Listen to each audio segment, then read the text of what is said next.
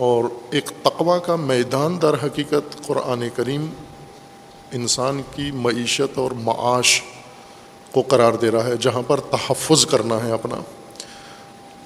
وقایا تقوی تحفظ ہے، حفاظت ہے اس چیز سے، اس خطرے سے جو انسان کی زندگی برباد کرے. جیسا پہلے ان الفاظ کی وضاحت کی تھی، تقوی، حفاظت اور باقی ملتے جلتے الفاظ جو عربی زبان میں اس معنی کے لیے استعمال ہوتے ہیں. تقوی اس حفاظت کو کہتے ہیں جو زندگی تباہ کرنے والے خطرات سے بچائے. وہ خاص حفاظت تقوی ہے.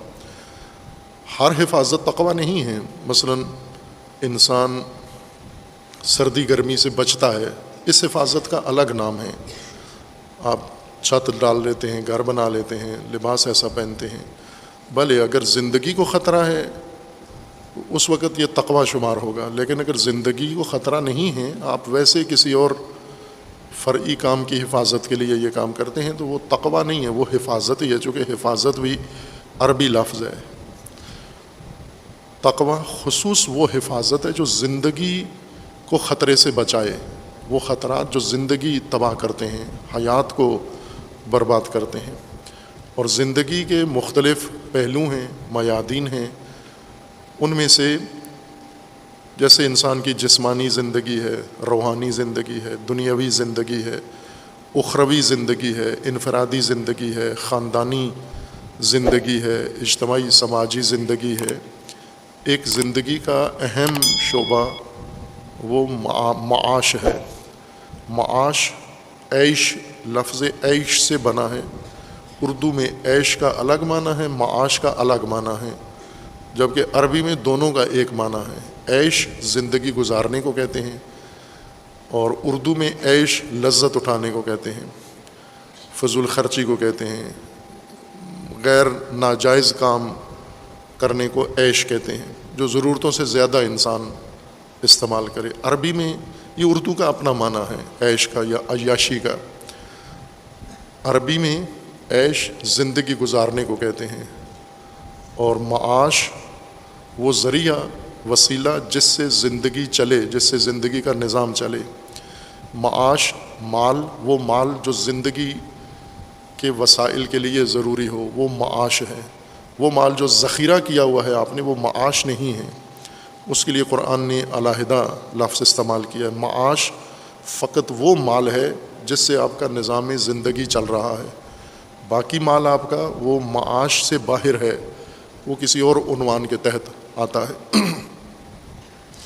معاش یعنی ذریعہ زندگی گزارنے کا، وہ وسائل جن سے انسان زندگی گزارتا ہے. اور یہ بہت ہی بنیادی زندگی کا پہلو ہے دین کے نزدیک. میں کہہ رہا ہوں ہمیں دین اس طرح سے بتایا گیا ہے کہ معاش یہ دین سے باہر ہے، یہ دین سے جدا ہے، اس کا دین سے کوئی تعلق نہیں ہے.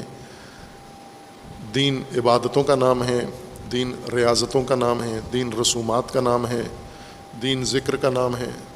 معاش دین میں نہیں ہے، دنیا کا حصہ ہے. لہٰذا اگر کسی کو دیندار بننا ہے اور اپنا وقت سارا دین کو دینا ہے تو وہ معاش کو چھوڑ دے، چونکہ وہ دنیا ہے، وہ معاش ترک کر کے دین میں آ جائے. یہ دین کے خلاف، یہ منحرف اور محرف تصور ہے دین کا، تشریح کا، کہ دین ان امور کا نام نہیں ہے. دین اسی دنیاوی زندگی کی تدبیر کا نام ہے، دنیاوی زندگی کی تدبیر کا. اور یہ تدبیر مرنے سے ختم ہو جاتی ہے. یہیں کے لیے ہے دین، قبر تک کے لیے ہے، آگے نہیں ہے. چونکہ آگے قبر میں نہ بندے نے کچھ کرنا ہے، نہ اجازت ہے اس کو، نہ اس کو دستور چاہیے، نہ قاعدہ چاہیے، نہ رہنمائی چاہیے، نہ ہدایت چاہیے، کچھ بھی نہیں چاہیے. وہ پیریڈ ختم ہو گیا یہیں پر. یہاں تک دین چاہیے تھا، دین آپ کی ضرورت تھا جب تک آپ زندہ ہو. اور زندہ رہنے کے لیے، زندگی کو چلانے کے لیے وسائل زندگی کی ضرورت ہے جو معاش کے زمرے میں آتے ہیں. اور معاش کی بنیاد مال ہے. آج ہم مال کا تصور جب سنتے ہیں تو کرنسی ذہن میں آتی ہے، لیکن مال کرنسی کو نہیں کہتے. مال اس چیز کو کہتے ہیں، کوئی چیز بھی آپ کے پاس ہو جس کے بدلے میں آپ کوئی دوسری چیز حاصل کر سکتے ہوں، جس کے بدلے میں آپ اپنی ضرورت پوری کر سکتے ہوں، جس کے ذریعے سے، جیسے آپ کے پاس اگر زمین ہے تو یہ مال ہے آپ کا، جانور ہیں، مویشی ہیں، یہ مال ہے آپ کا، آج کے معیشت کے مطابق گاڑی ہے آپ کے پاس تو یہ مال ہے آپ کا، گھر ہے آپ کا تو یہ مال ہے، یہ اموال ہیں، جمع اس کی اموال ہے، یہ سب مال ہیں، سونا چاندی ہے، یہ مال ہے، جو چیز بھی قیمت رکھتی ہے، جس کے بدلے میں کوئی چیز حاصل کر سکتے ہیں، خرید سکتے ہیں آپ، وہ مال ہے۔ یہ اموال یہ ذریعہ ہیں، وسیلہ ہیں انسان کی زندگی کے گزارنے کا، اور اللہ تعالیٰ نے انسان کے لیے یہ تمام اموال اور وسائل کثرت کے ساتھ پیدا کیے ہیں، لیکن ان کا نظام بنا کر، دستور بنا کر اس کے استفادے کے لیے دین میں رہنمائی کی ہے۔ بس اموال، مال معیشت کی بنیاد ہے، سارا نظام معیشت مال کے اوپر استوار ہے، قائم ہے، یہ مرکزی ستون ہے مال، معاش کا، معیشت کا۔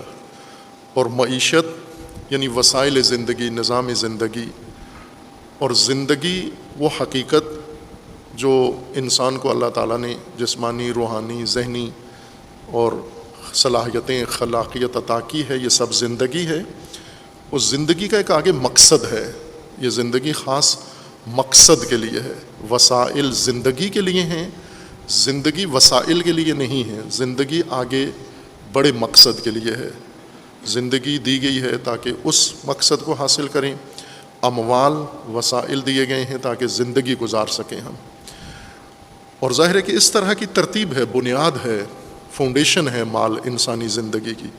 بنیاد کمزور ہو، اوپر جو نظام بنے گا وہ کمزور ہے، اور کمزور نظام مقصد حاصل نہیں کر سکتا۔ کوئی کمزور جسم، جسہ کوئی ہدف حاصل نہیں کر سکتا، بیمار ہوتا ہے انسان اگر کمزور ہو۔ بنیاد انسان کی زندگی کی یہ معیشت ہے، اور اس کی تدبیر دین نے تاکید کے ساتھ بیان کی ہے کہ کس طرح معیشت کی تدبیر کرنی ہے آپ نے۔ اور معیشت کے لیے جو خطرات ہیں، نقصانات ہیں، وہ بھی بیان کیے ہیں۔ سب سے بڑا خطر ربا کو قرار دیا ہے، یعنی وہ بڑھایا گیا مال، وہ اضافہ کر دیا گیا مال، وہ بڑھوتری مال کی جس کا کوئی جواز نہیں ہے لینے والے کے پاس، دینے والے کے پاس بھی۔ کیوں دے رہے ہو آپ یہ مال؟ اس نے آپ کے لیے کیا تو کچھ بھی نہیں ہے، اور کیوں لے رہے ہو اس سے؟ اس کے بدلے میں تو آپ نے اسے کچھ نہیں دیا، صرف اس کی مجبوری یا ضرورت سے فائدہ اٹھا کر اس سے یہ مال وصول کر رہے ہو۔ اسے معیشت کی تباہی قرار دیا گیا ہے، یہ دیمک ہے معیشت کو نابود کر دینے والا۔